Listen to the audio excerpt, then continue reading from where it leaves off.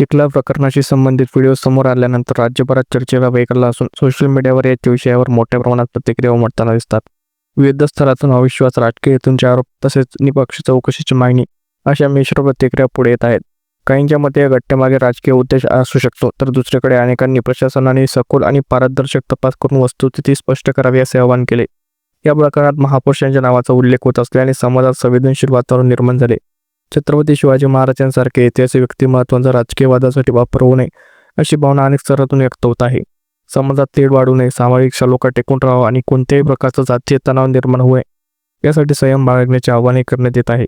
दरम्यान काही जण या प्रकरणाकडे स्थानिक पातळीवरील वाद म्हणून पाहत आहेत, तर काहींच्या मते यामागे व्यापक राजकीय समीकरणे असू शकतात. मात्र अधिकृत माहिती आणि तपास अहवाल येण्यापूर्वी कोणतेही ठोस निष्कर्ष काढणे योग्य ठरणार नाही.